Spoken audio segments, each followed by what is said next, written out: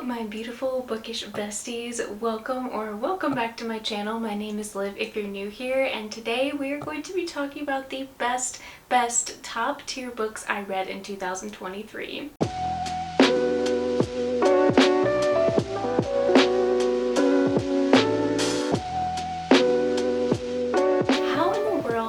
We come to the end of another reading year. I have no idea, but what I do know is this year was kind of an interesting trip of a reading year for me. I won't go too much into detail, but I experimented a lot with what I read, and I found some new favorite romance authors, which you will see. I do have a couple spookier books that are on this list, but as you can guess, most of these are fantasy. While I did enjoy kind of exploring some new genres and figuring out some new authors, this year really overall taught me that I am a fantasy girly through and through. That is something I will always reach for, that I will never get tired of reading, and I cannot wait to see what next year holds in regards to fantasy. There are some great new books coming out that I cannot wait for, and you bet I'm going to be reading mostly fantasy in the new year. So there's definitely quite the variety on my top 10 books of the year, but because I always have such a hard time deciding, I decided to do 7 honorable mentions that were 5 stars or close to 5 stars, but the books that definitely stood out to me that I would recommend, that were a really great time, but they didn't quite meet that perfection threshold for me, but they are worth mentioning. Top tier books are like classics to me in my book, like Harry Potter, Little Women, things like Hunger Games, and I'm so happy to say most, if not my #1 book, came to that 5-star threshold for me. And I'm just so excited. I'm so excited to share these books with you. I'm gonna stop rambling about it, so let's just go ahead and get into the honorable mentions. I am very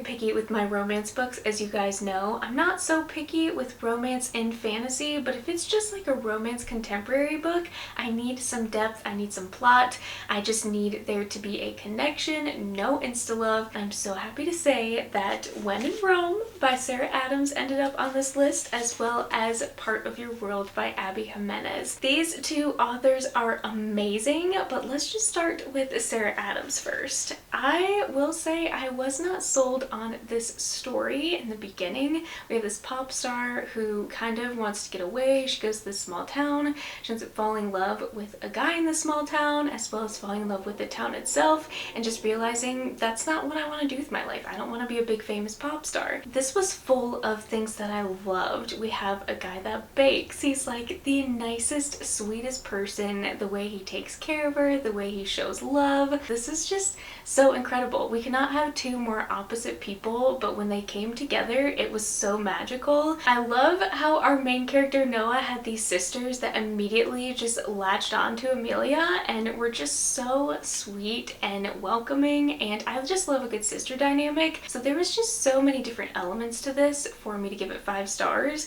In the beginning I was hesitant. It was a little bit cheesy, it was a little bit over the top, but once I got like 50 pages in, I was completely sold. I think I own all of Sarah Adams' books now, and this was just so heartwarming. It's exactly what I needed at the time. But Abby Jimenez, though, I probably will say is my favorite over Sarah Adams, as well as Emily Henry. I did not believe anyone could ever top Emily Henry for me. That has always been my one and only like romance author that I've really enjoyed, but Abby Jimenez has completely taken over that #1 spot, and I'm not sorry about it. If you have not read any of her books, please start with Part of Your World. All of her books are connected in a way where we're following side characters in the next book, and it just enhances the story and makes you even more invested. But what I really do love about her books is they're quirky and they're hilarious. In this book we have a girl who is a doctor. Her parents are obviously not going to approve of Daniel, who's a carpenter, but listen, he has a goat that he dresses in pajamas, and he can also make a killer grilled cheese. So like, what more would you want? I loved the overall message in this book of how family can kind of put pressure on you to live up to certain standards, but she was doing a job that didn't fulfill her, that she didn't want to do anymore. She didn't want her life to be controlled by her job. And personally, that just hit me really hard because I have struggled through, do I want to keep doing photography? Do I want to do YouTube? Like, what do I want want to do, and it just really helped me solidify and also process some of those thoughts that I've been going through, and I was like, yeah, I really am doing what I love now. So there are just so many deeper things that Abby writes about that makes you love her books, and I just am so thankful I found her. She's an amazing human being. If you have not checked out Abby Jimenez, this book deserves the world, honestly. Next, I have two horror-ish books that I feel like not everyone is gonna love. These are by authors that I read from last year and really loved and kind of fell in love with. They're a little bit quirkier, but they're not super gory and extremely scary. There are funny moments to them, but for some reason, Rachel Harrison has become like a new favorite author for me. This is her debut book called The Return. It's about a group of friends. One of their friends mysteriously goes missing, but when she comes back, she's completely different than she was when she left. And so they decide, because she came back, they're super excited to see her, that they're going to go on like this all-girls kind of trip or retreat to a spooky haunted hotel. And as you can imagine, some crazy things start happening, but what really sold me about this book is the way Rachel Harrison writes about friendship. There were so many good one-liners in here that really hit home for me. This girl writes more than just like a spooky story. Elise, which is the best friend of our main character that goes missing, would literally fight and do anything for her friend. Everybody thought that she was gone and that she was dead, but Elise literally held on to hope the whole time, and once her friend came back, she literally did anything to make her better, even to the point where she thought she was going to die for her friend. So I just really, I loved this story. Yes, it's kind of quirky. Yes, there are some tropes in it that I don't necessarily love, but this just stood out to me because I love how Rachel writes kind of more feminine horror, or however you want to put it. She has such a unique voice. This one was more about friendship, and I feel like I just needed it at a certain time in my life, and this was just so incredible. I feel like a lot of these books I read at the perfect time, which also had something to do with why I gave them 5 stars. The next book that makes me kind of sad, because I've been seeing it on a lot of people's worst books of this year, which actually kind of shocks me. I'm not gonna lie. I mean, it also makes sense because Grady Hendrix is very quirky and just so weird with his writing. It's usually like in the 90s, and it's a very specific niche setting and way that he writes, but I personally loved How to Sell a Haunted House. When I heard the title to this, I knew immediately I needed to get my hands on it the day it came out. Grady Hendrix once again writes a book that is about so much more than just a spooky story. This story is about a brother and sister. Their parents are gone, they've passed away, and they have to go back to their childhood home to put it up for sale. But there are some crazy, spooky things that happen. First of all, the siblings don't get along.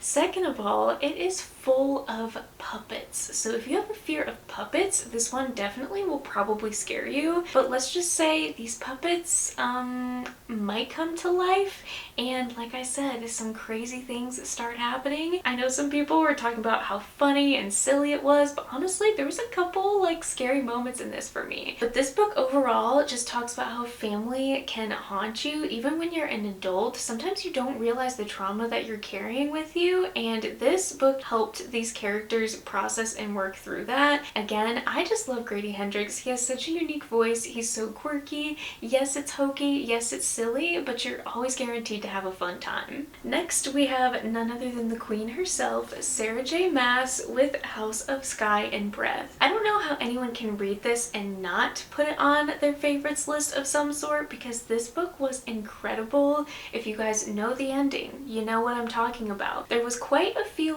lulls in this book compared to the first Crescent City book, so that's basically why I didn't give it a complete 5 stars. It was like a 4.5. It was just really slow, and I feel like I was expecting a lot of action because the first book, it was non-stop action. I was kind of spoiled for the ending too, and so this one did take me a while while to finally want to pick it up. Obviously from all these tabs, I did end up loving this one a lot more than I thought I did, and I did still have quite a reaction at the end of this book. But you can guarantee that if I read a Sarah J Maas book, it's just going to be on my favorites of the year because her writing is so bingeable, it's easy to read, it's very accessible. I don't know how she does it, but she just sucks you right in and does not let you go, and you just keep thinking and thinking and thinking about these characters for the rest of your life basically. And I cannot wait to dive more into the Throne of Glass series in the new year. I think it's going to be such a fun adventure, but until then we are just going to wait on Crescent City 3. The next book I wanted to mention that didn't quite make it on my top 10, but it was still such an incredible book, is The Only One Left by Riley Sager. Thankfully I got an arc of this book, so I was able to read it early, and oh my goodness, it did not disappoint. There have been a couple of his books that I've been pretty disappointed by, but I just feel like some of his books have been so up and down for me. It's either like 5 stars or a 2 or 3. There's been nothing that's been quite in the middle for me, but this one is that book. It's not my favorite. The Last Time I Lied is still my favorite, but this one definitely came pretty close. I loved that he finally took a more gothic, spooky turn at a mansion for the setting. Basically, this mansion was like slowly falling off the cliff going into the ocean, which was terrifying in and of itself. You have that idea in the back of your head the whole time while you're reading it, and it just made it so incredibly spooky. And I was on edge like the entire time that I read this book. I also loved the dual point of view, or the dual timelines in this book. I feel like that's what I really love in books. I love dual point of view and I love dual timeline. My only biggest complaint is there was just so many plot twists at the last 2%, you guys. 2% of this book was non-stop twisty twists. And while I do love a good twist, I love when I can't predict what's happening in my mystery thrillers, it was just a little bit overkill. There was also a big part to the end of the reveal that didn't really sit well with me. It didn't feel very realistic in my opinion, and honestly just kind of made me angry. So that's another reason why this wasn't like a solid 5 stars. I really loved the way the two characters communicated through the typewriter, and it made you think that things were haunted, and there was just so much packed into this book that I can't even remember all the details of why I loved it. I think everything he did was so well done. It was just the pace at the end that didn't quite hit right with me, but other than that, this was such a good Riley Sager book. Last but not least, for my highly recommended, didn't quite make it in my favorites list, but this book is a completely different genre. It is Christian nonfiction called The Ruthless Elimination of Hurry by John Mark Comer. I have seen this book around for literally years. I've had so many of my friends read this and tell me and post on social media like this book is absolutely life-changing. And of course, me being the easily influenced person that I am, I did end up buying this book, and I believe I read it over the summer, and honestly it was one of those books I wish I had read way sooner in my life. Like, I did not realize how impactful this book was going to be. I'm going to be taking so many of these action steps and things that he talks about in this book with me into the new year, and hopefully becoming a better person because of it. But basically what this book is about is the title. He just goes through different topics about eliminating the stressors in your life. Not completely getting rid of your responsibilities, but we live in a hustle culture. You constantly have social media in your face, you constantly have technology in your face. It can be so distracting to the point where it's paralyzing, and you are not in tune with your heart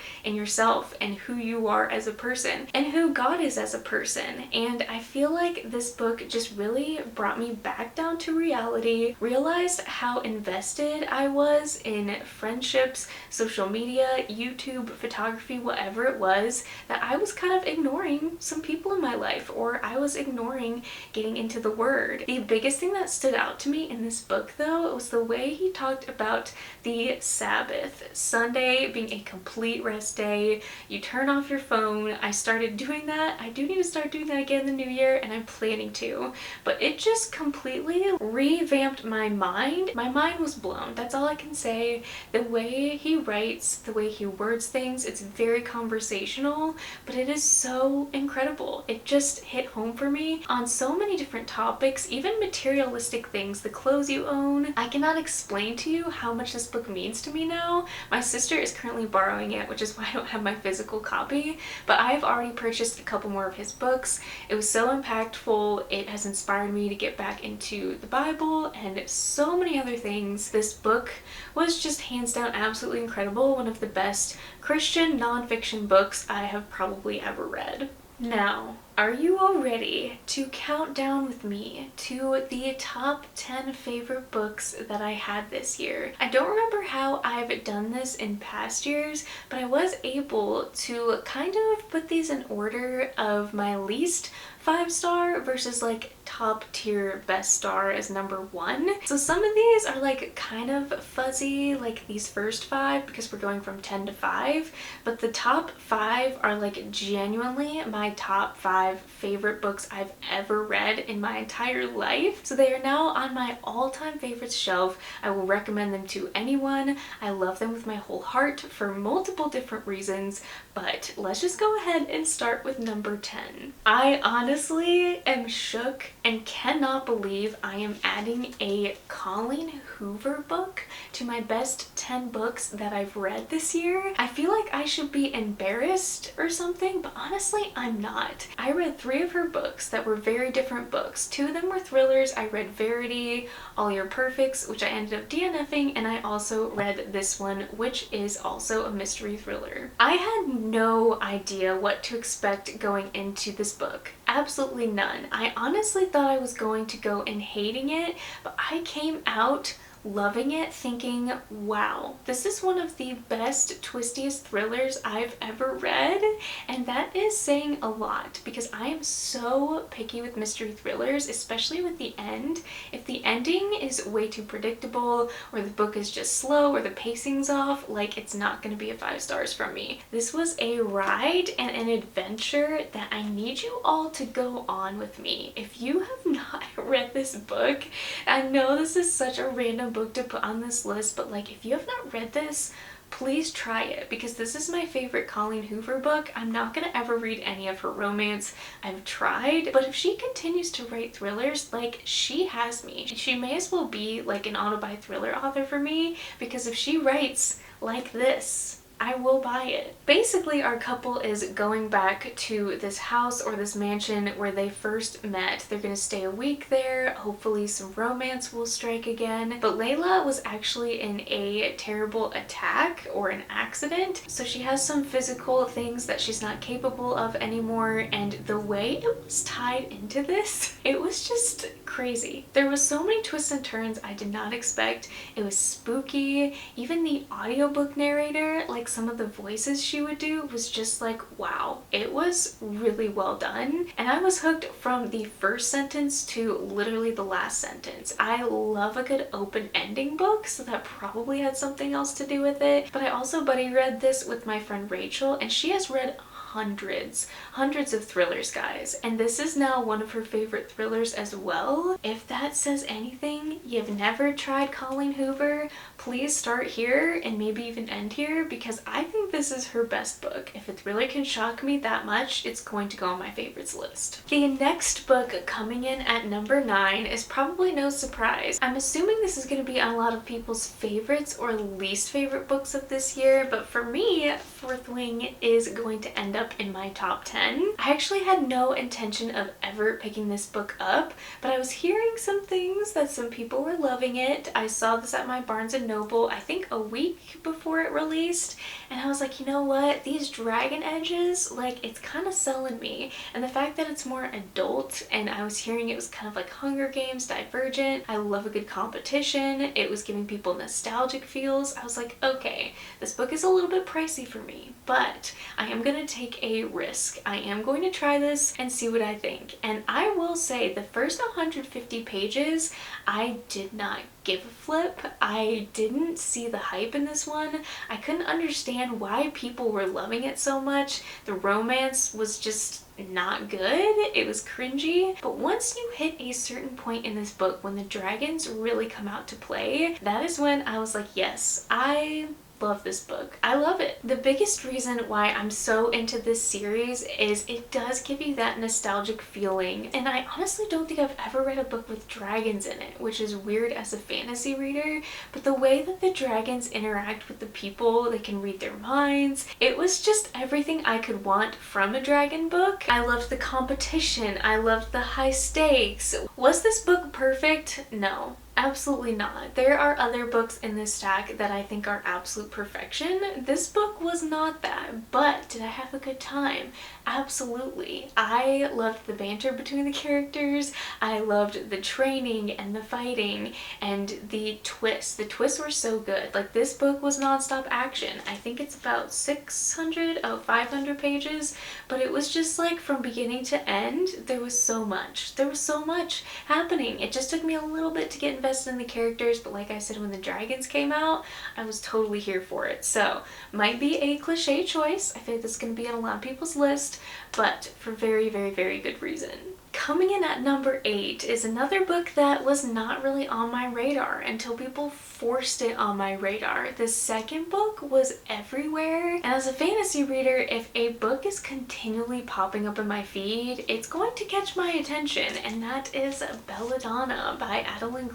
This book took so many creative liberties, especially with the romance that I have never seen before. This book was so incredibly creepy, but it was so unique. I have never seen a book or a fantasy do what this book did. Basically, our main character, she doesn't necessarily fall in love with death. She's kind of, you know, attracted to death, but what she does is she will eat berries that basically kill her and bring her to the end of her life, but she can see things that other people can't see when she does that, but like, she can't die. I mean, she can, but like, she can't. But this world is so interesting. There's actually like a mystery. It's just such a good gothic atmosphere. The mother in this rich family was supposedly poisoned, and because our main character Signa can talk to spirits, she takes it upon herself to kind of figure out this murder of the family, and basically talk to the dead is what she can do. This book was incredible from start to finish. I highly recommend the audiobook as well. I listened to half of it, which is not usually my typical go-to with fantasy books. There's a very good reason that this book has been so hyped, and I would 100% recommend it. Coming in at number 7, which was another phenomenal, amazing surprise that I was not expecting to end up on this list. I mean,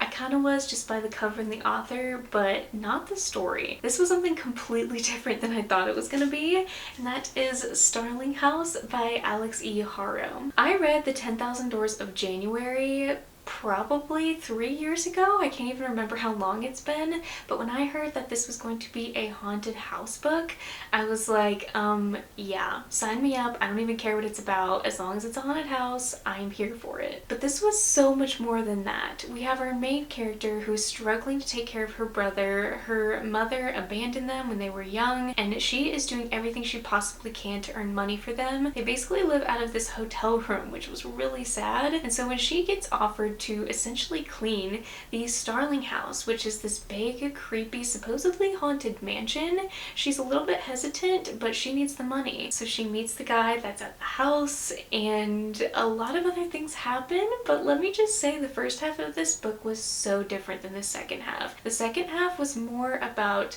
romance and family dynamic, and the first half was kind of more like vibes, atmosphere, setting up the story. Alix E. Harrow does such a good job of really writing magical realism, is kind of what I like to call it, where she captures you from the very beginning. She has such lyrical, atmospheric writing, kind of like Adrienne Young a little bit, but make it spooky. The story is so heartfelt. Like, there are just so many words to describe this book, and they sound like complete opposite words. You have like spooky and heartfelt, but yet it works somehow, and it comes together, and it's so impactful. And I really don't want to say much more about this book because I just want you to experience it for yourself. It was not what I was expecting, but it ended up being a 5 stars for me. Coming in at number 6 is The Unmaking of June Farrow by Adrienne Young. Like I said, she kind of reminds me a little bit of Alix Harrow, so it kind of makes sense that these two are on this list. But I'm also lending this out to my sister because I'm making her read it. It's just such a beautiful, phenomenal book, and I cannot wait for more people to experience this book. If it's not on your radar, please put it on your radar. The only experience I had with Adrienne Young was I read Fable, which is like a young adult kind of like pirate adventure story, and I wasn't a big fan. I actually ended up giving it 3 stars.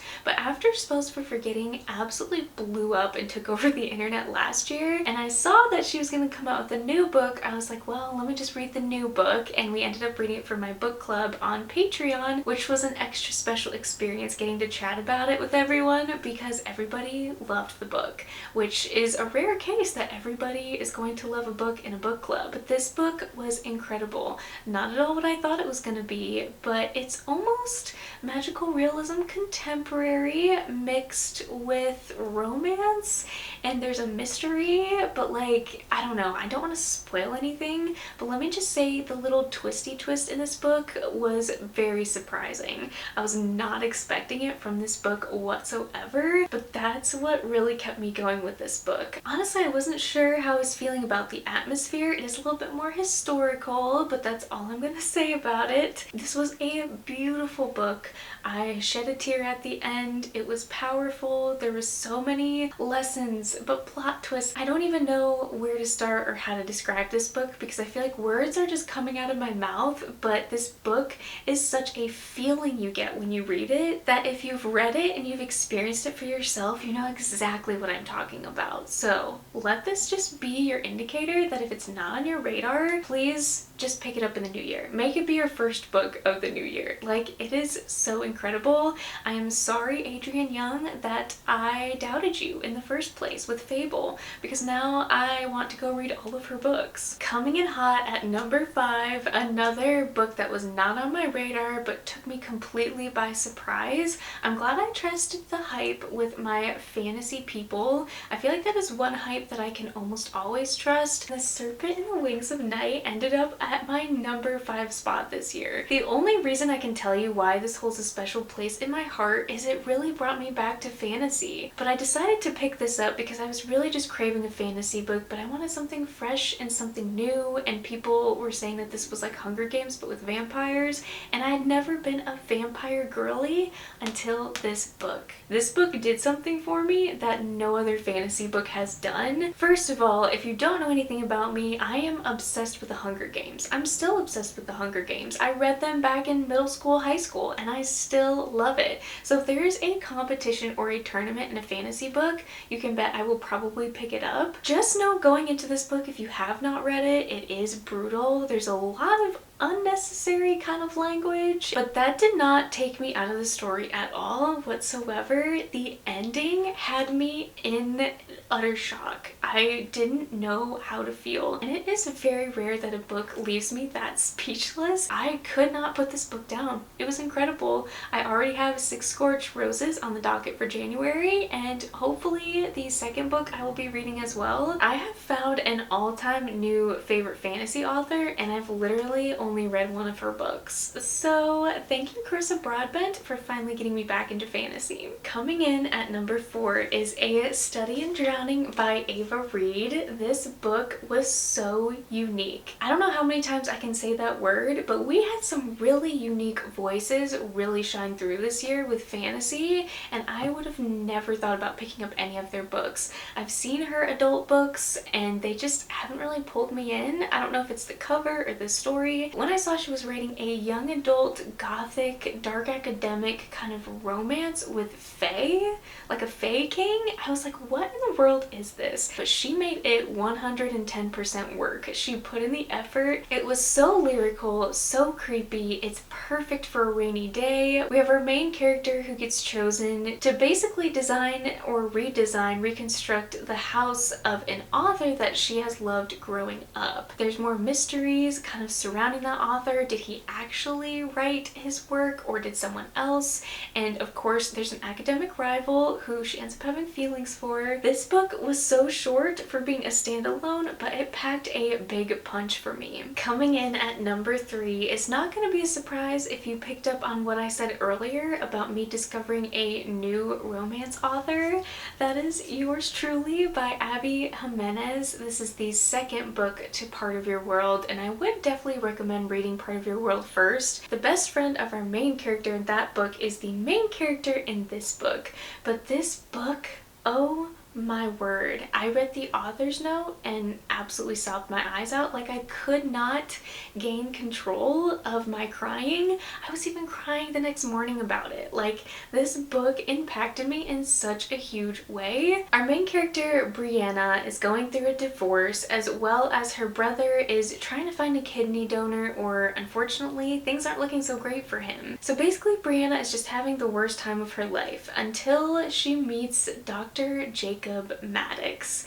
And that man, let me tell you, I have never related to anyone as a book character ever than him in this book. I mean, do you see all these tabs? Like, oh my goodness, he struggled with such severe anxiety, and the inner monologue that Abby Jimenez wrote, I felt like she was in my head. I personally love Grey's Anatomy, and this book gave off Grey's Anatomy vibes. The letter writing, oh my gosh, if a book has letter writing in it, I'm instantly going to give it 5 stars. I loved how they wrote letters back and forth and just encouraged each other as friends. Needless to say, this book to me was perfect in every single way. It was everything I could ever want in a romance. There was no crazy cheating tropes. There was no miscommunication. Abby, you have wrecked me in the best way possible. I cannot wait to reread this next year and add even more tabs to this book and just sob and cry all over again. Coming in at number 2, we have The Wishing Game by Meg Shaffer. I knew that this could potentially be in at least the top 5, top 10 of my favorite books this year. It ended up being a book of the month choice. We read it for my book club and everybody loved it. If you love Willy Wonka, if you're a teacher, if you like mysteries and riddles and a found family trope, like if you like any of that, please pick this book up. There's a huge theme in it that is near and dear to my heart with my family, and I was crying by the end of it. So this book just holds a very special place in my heart for personal reasons. I know it's not going to be that way for everyone. This book, I think, was marketed as fantasy,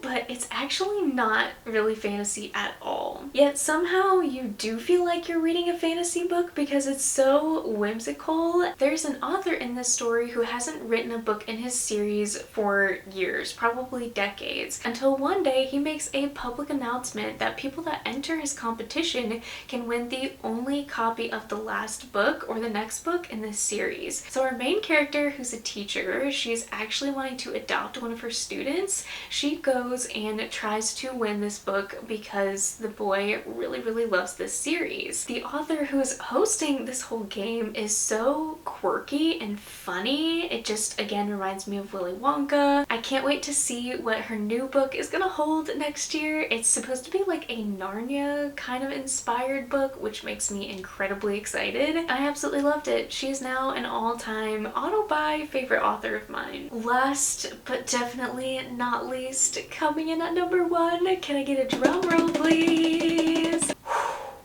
I love this book with a passion. If you didn't like this book, please never tell me, because I don't care. This book was everything I want in a fantasy, romance, young adult, magical book, and Rebecca Ross can do no wrong. Yes, my top favorite book of the year was Divine Rivals. I'm currently reading Ruthless Vows and loving it just as much as this one. Her writing is undescribable. It's lyrical, it's romantic. Roman and Iris will forever have my heart. They are so innocent in their romance. It's just, oh my word, I can't describe this book. When I heard that this book was full of mythology, but it was historical, and we also have two rivals that are journalists competing for a top spot, I didn't know what to make of that. Again, it was kind of like with The Study in Drowning, where I was like, whoa, okay, I've never heard us mix up all these genres together, but I think I found my new favorite genre this year. I think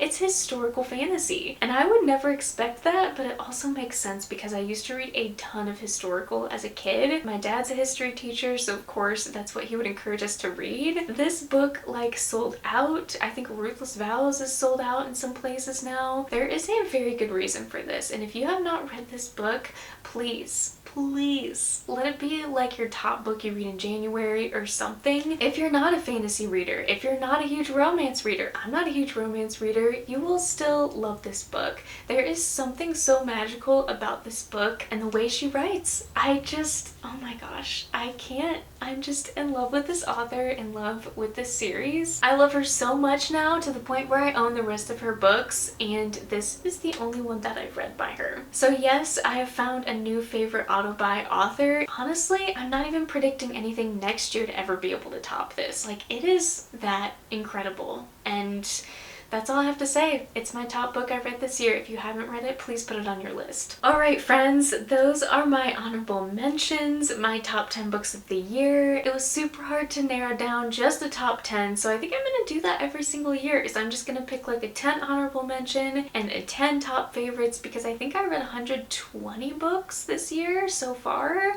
So that is incredible. Like, how in the world am I supposed to narrow down just like top 10 out of that many? If you watch this video all the way through, don't forget to let me know your top #1 favorite book. I would love to hear if we had any of the same favorites. It was just such an incredible reading year for me. I feel like I really finally nailed down what I love in specific genres. So honestly, I'm predicting and hoping for an even better year next year. But thank you all so much for watching this video, not just today, but this entire year. It has been such a big year of growth for me in many ways, not just numbers here on YouTube, but I feel like I've grown so much as a person. I just appreciate you all for coming back and being a part of this cozy little corner of the internet. I know you don't have to be here, but the fact that you come back and you comment, you enjoy watching it, and you take time out of your day to interact, it just means so incredibly much to me. And I hope you guys have had a really awesome 2023, not in your reading year, but hopefully in your life as well. And if you haven't,